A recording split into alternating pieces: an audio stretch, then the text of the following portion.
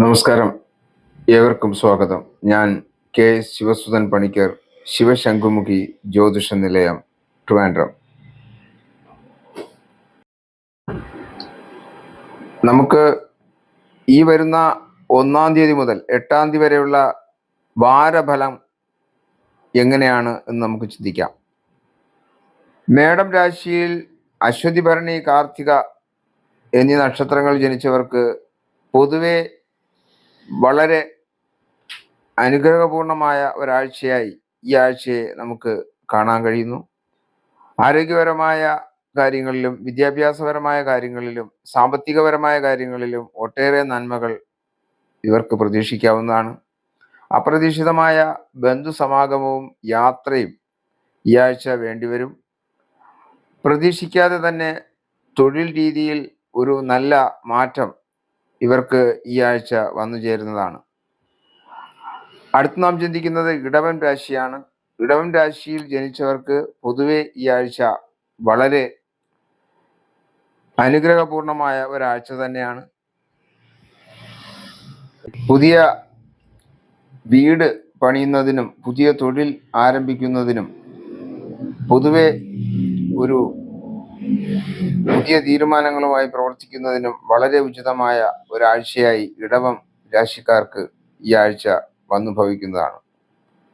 മിഥുനം രാശി ചിന്തിച്ചാൽ മകയിരം, തിരുവാതിര, പുണർതം ആദ്യ പകുതി എന്നീ 3 നക്ഷത്ര ഈ വരുന്ന ആഴ്ച ധനപരമായും അപ്രതീക്ഷിതമായ ധനലാഭങ്ങൾക്കും ബന്ധുമിത്രാദികളുമായി ഒന്നുചേരുന്നതിനും ഉല്ലാസയാത്രയ്ക്കും വസ്ത്രങ്ങൾ, നൂതന ബന്ധുമിത്ര ലാഭങ്ങൾ എന്നിങ്ങനെ മനസ്സിന് സന്തോഷം തരുന്ന ഒട്ടേറെ അനുഭവങ്ങൾക്ക് ഈ ആഴ്ച സാക്ഷ്യം വഹിക്കും.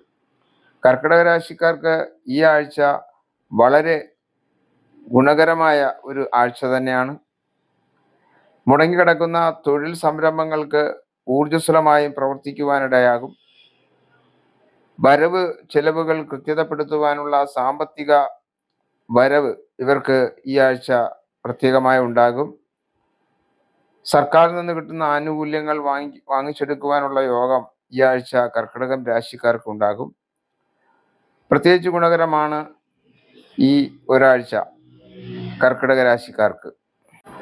നാം അടുത്ത് ചിന്തിക്കുന്നത് ചിങ്ങം, ചിങ്ങക്കൂറുകാണ്. മകം, പൂരം, ഉത്രം, കാല് എന്നീ നക്ഷത്രങ്ങളാണ് ചിങ്ങക്കൂറിൽ വരുന്നത്.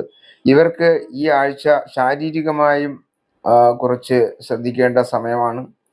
അപ്രതീക്ഷിതമായ വീഴ്ചകൾ കൊണ്ടോ വാഹനങ്ങളിൽ നിന്നും വീഴുന്നത് കൊണ്ടോ ഉണ്ടാകുന്ന ശാരീരിക ഉപാധികൾ ഉണ്ടാകാനുള്ള സാധ്യതയുണ്ട്.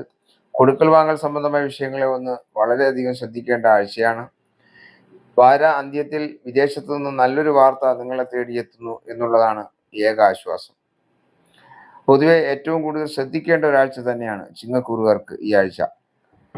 കന്നിരാശി ചിന്തിച്ചാൽ ഈ ആഴ്ച ദമ്പതികൾക്കിടയിൽ ഉള്ള കലഹമെല്ലാം മാറി ദാമ്പത്യ സന്തോഷങ്ങൾക്കും കുടുംബ സന്തോഷങ്ങൾക്കും ഇടം കിട്ടുന്ന ഒരു ആഴ്ചയായി ഈ ആഴ്ച വന്നു ചേരും.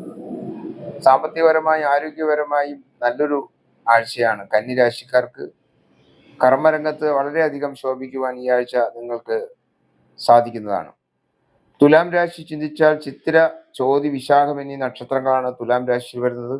ഇവർക്ക് ഈ രാശിയിൽ ജനിച്ചവർക്ക് വാര മധ്യത്തിൽ ഒരു യാത്ര അത്യാവശ്യമായി വരുന്നു.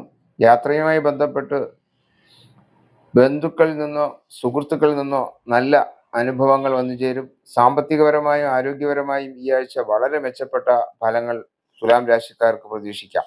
അപ്പോൾ ഇതുവരെ നിങ്ങൾ കേട്ടുകൊണ്ടിരുന്നത് കെ എസ് ശിവസുധൻ, ശംഖുമുഖി ജ്യോതിഷാലയം, തിരുവനന്തപുരം, അദ്ദേഹത്തിന്റെ വാക്കുകളാണ്. 6 കൂറുകാരെ പറ്റിയുള്ള കാര്യങ്ങളാണ് അദ്ദേഹം പറയുന്നത്. ബാക്കിയുള്ള 6 കൂറുകാരുടെ കാര്യങ്ങൾ ഉടൻ തന്നെ അദ്ദേഹം അപ്ഡേറ്റ് ചെയ്യുന്നതായിരിക്കും. Thanks for watching this video. Thank you so much.